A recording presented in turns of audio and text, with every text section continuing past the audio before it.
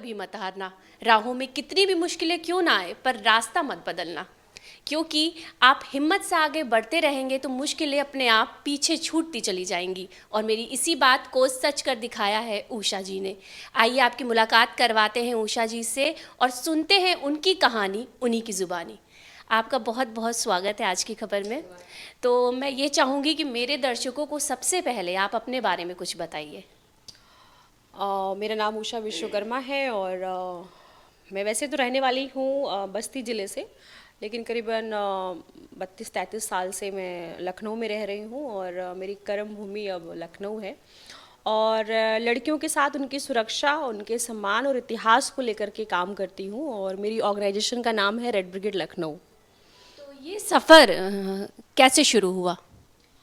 ये सफ़र तो मतलब बचपन से ही शुरू हुआ लेकिन रेड ब्रिगेड कैसे बना वो थोड़ा मैं आपको ज़रूर बताऊंगी कि 2006 में मेरे साथ बलात्कार की कोशिश हुई और वो जो घटना है वो मेरे साथी ने कोशिश की और कहते हैं कि हम ये घटना पेपर में पढ़ते हैं, टीवी में देखते हैं और गुंडा कहता है कि मैं तुमको छोड़ूंगा नहीं और हीरोइन को लेके जाता है, बचाओ बचाओ बोलते हैं, लेकिन वो बहुत डिफरेंट होता है। जब किसी लड़की के साथ बलात्कार होता है या कोशिश होती है तो वो बहुत ही अलग होती है।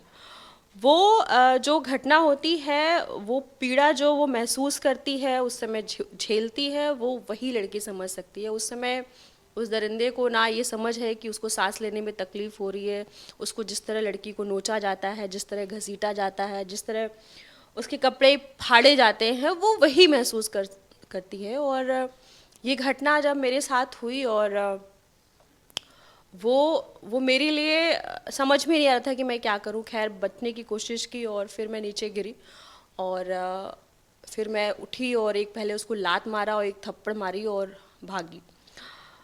उससे बच तो गई लेकिन वो मुझे अवसाद में लेके चला गया। 1.5 साल मैं ट्रॉमा में रही हूँ और जब बचने की, उससे निकलने की कोशिश की तो वो बहुत मुश्किल था क्योंकि मैं बता नहीं पा रही थी अपने पेरेंट्स को मेरे साथ एक्चुअल में हुआ क्या है। तो डॉक्टर को दिखाना, फिर हमारे वहाँ ओझा का और झाड़ फूक का विश्वास किया जाता है, तो ये लगा कि वहाँ पे शायद कुछ प्रॉब्लम हो, लेकिन प्रॉब्लम तो कहीं और थी। तो खैर फिर कुछ समय बाद उसको बताया मैंने और वो मुझे समझते समझते 1.5 साल लग गए। और जब मैं बताई और जब मैं ठीक होने लगी तो एक चीज़ समझ में आई कि अगर हम सुरक्षित नहीं है तो शिक्षा का कोई मतलब नहीं, क्योंकि मैं बच्चों को पढ़ाती थी। और अगर हमारा सम्मान ही नहीं है, हमारे अंदर आत्मविश्वास ही नहीं है, तो उस शिक्षा का, उस नौकरी का क्या फ़ायदा जब हम अपना खुद का निर्णय नहीं ले सकते हैं।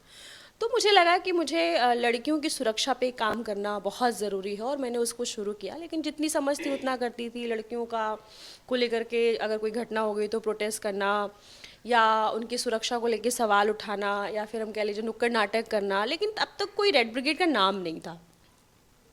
तो हम लोगों ने 700 से ज़्यादा नुक्कड़ नाटक किए हैं, लेकिन जब हम लोग नुक्कड़ नाटक कर रहे थे और कोई नाम नहीं था और कोई इस तरह की यूनिफॉर्म भी नहीं थी, तो फिर लड़कियों ने कहा जब हम नुक्कड़ नाटक करते हैं तो कोई असर नहीं पड़ता क्योंकि अलग अलग ड्रेसेस में होते हैं सब। तो हम लोग ने कहा ठीक है उसकी फिर मतलब तैयारी करते हैं। तो कुछ लोगों ने सपोर्ट किया, हम 15 लड़कियों के लिए कपड़ा आया। तो फिर कपड़ा लेने गए, फिर ये तय हुआ कि कौन सा कलर, तो फिर ये बहुत वाद विचार हुआ, तो लाल और काला। तो फिर मैंने पूछा लाल काला क्यों?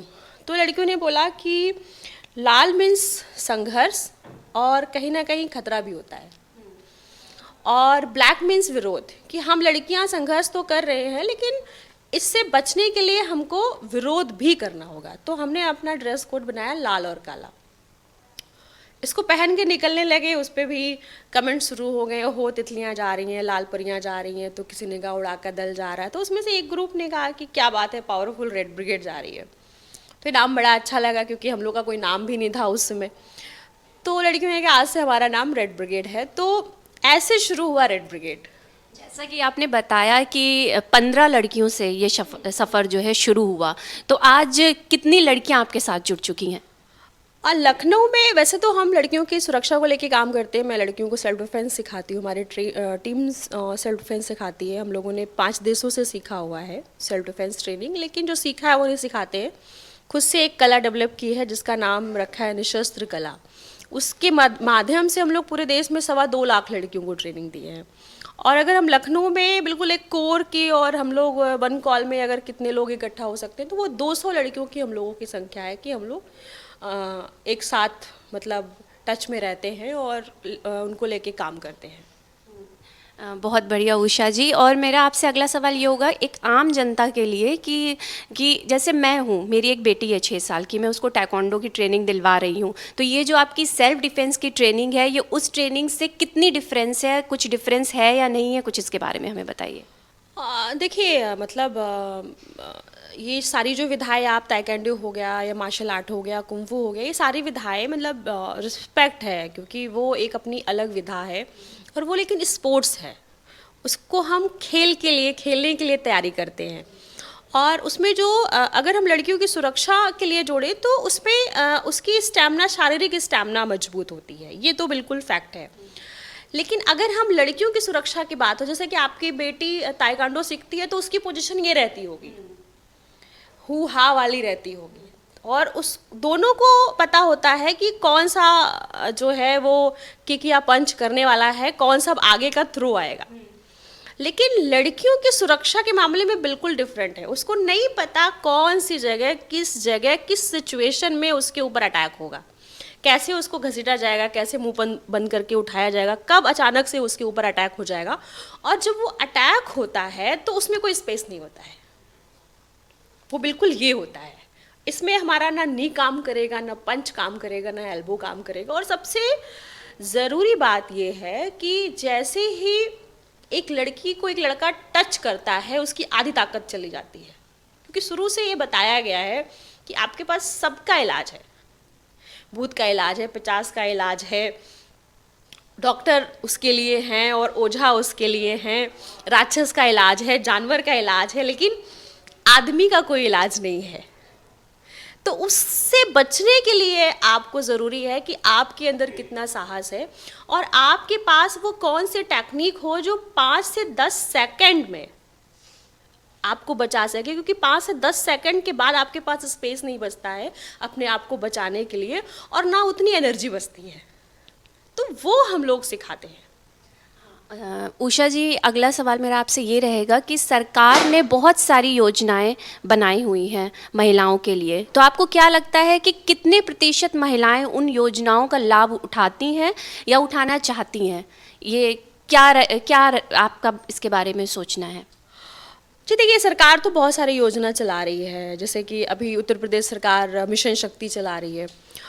लेकिन बात ये है कि सरकार जो मिशन चला रही है वो कितना मन से उसको अप्लाई कर रही है, या सिर्फ फोटोबाजी हो रही है कि हाँ मिशन शक्ति लड़कियों की सुरक्षा की बात है, वो 9 दिन के नवरात्र में ही क्यों याद आता है।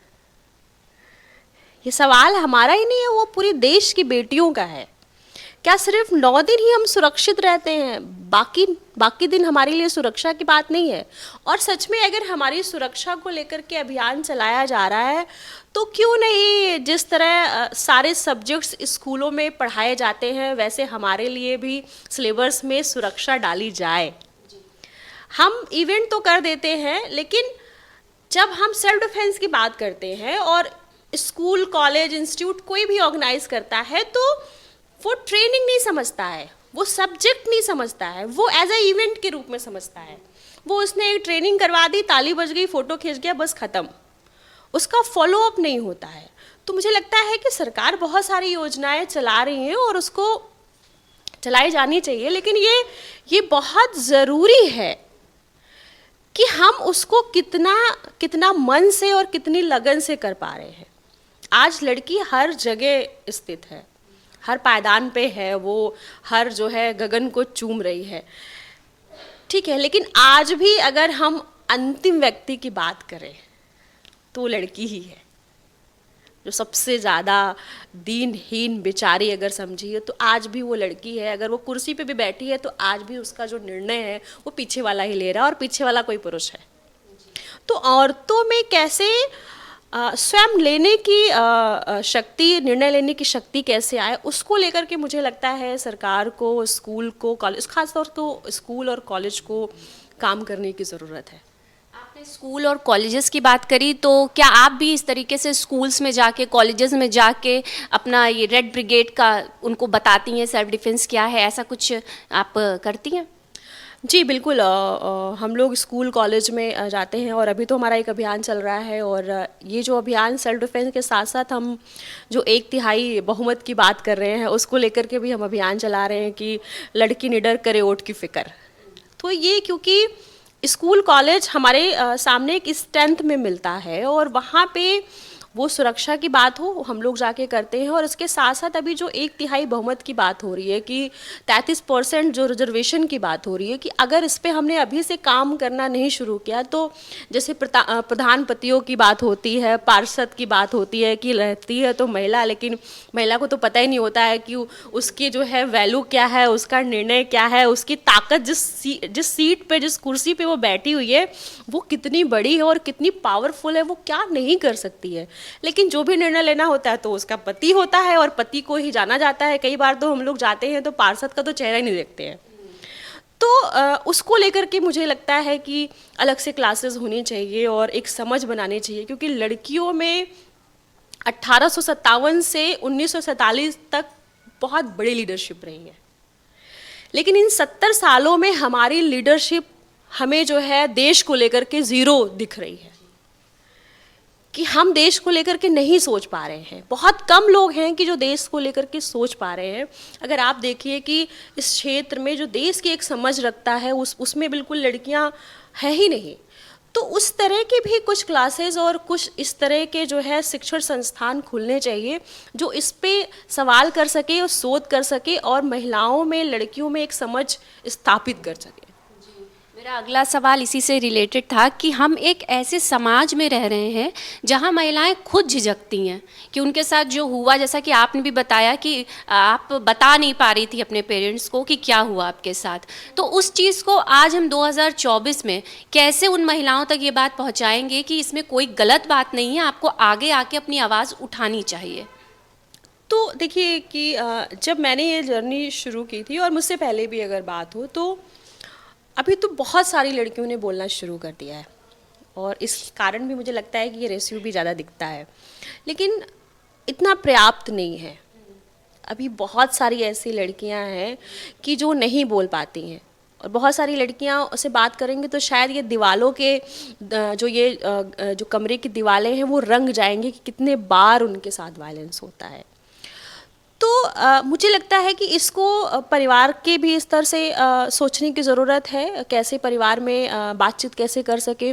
स्कूल में सिर्फ जो हम फॉर्मेलिटी करते हैं उस पर भी एक समझ बनाने की ज़रूरत है। इसके साथ साथ सरकारी जो तंत्र हैं और जो व्यवस्था है, उसके साथ साथ जो लॉ हैं, उसको भी एक अपनी जो संवेदना को प्रकट करना पड़ेगा। आज हम 2024 में बैठे हैं, स्त्री को छोड़ दीजिए, आज भी एक पुरुष हिम्मत के साथ थाने में रिपोर्ट नहीं करवा सकता। तो हमें फिर ये खंगालना पड़ेगा कि कहाँ कमी रह जा रही है। जी उषा जी, अब आखिरी मेरा जो आपसे एक निवेदन रहेगा कि महिला दिवस के मौके पर आप और हमारे दर्शक जो महिलाएं हैं उनसे क्या कहना चाहेंगी, क्या संदेश देना चाहेंगी उन्हें? तो देश की सभी महिलाओं और बेटियों को राष्ट्रीय और अंतर्राष्ट्रीय महिला दिवस की बहुत बहुत बधाई, क्योंकि राष्ट्रीय महिला दिवस 13 फरवरी को होता है और 8 मार्च को अंतर्राष्ट्रीय होता है। तो 13 फरवरी को सरोजनी जी का जन्म दिवस होता है, और बहुत समय पहले ये घोषणा की गई थी कि इनके नाम से राष्ट्रीय महिला दिवस भी होना चाहिए, क्योंकि वो हमें बहुत प्रेरणा देती हैं। समाज के लिए, देश के लिए बहुत कुछ किया है उन्होंने और दिया है। और उनका एक स्लोगन मुझे बहुत पसंद है। एक तो वो कहती हैं कि बेटियों को सबसे ज़्यादा घूमना चाहिए, यात्राएं करनी चाहिए, क्योंकि जो आप एक किताब 10 किताब से पढ़ेंगी वो आप एक यात्रा में समझेंगी। दूसरी बात वो कहती हैं कि मुझे स्त्री होने पे गर्व है। क्योंकि मैं एक स्त्री हूँ। तो देश की अगर ये बेटी समझ ले कि वो जो स्त्री है उसको प्राउड होना चाहिए, उसको गर्व महसूस होना चाहिए, क्योंकि वो सृजन करता है, वो सृजन कर रही है और वो सृजन कर सकती है। अगर उसको लेकर के उसको प्राउड फील हो रहा है तो मुझे लगता है कि हमारे सामने बाधाएं नहीं आएंगी। और सबसे विशेष बात ये है, बड़ी बात ये है कि वो स्वयं निर्णय लेना सीखे। बस मैं यही कहना चाहूँगी। Thank you so much Usha जी। तो ये थी हमारे साथ उषा जी, जो एक निकली हैं ऐसे सफ़र पे जो वाकई बिल्कुल आसान नहीं है, लेकिन जैसा कि मैंने कहा इन्होंने सारी मुश्किलों को पीछे छोड़कर आगे बढ़ती चली गई और बन गई हमारे और आपके लिए एक मिसाल। कैमरा पर्सन सुंदरम केसरी के साथ सौम्या शुक्ला, आज की खबर, लखनऊ।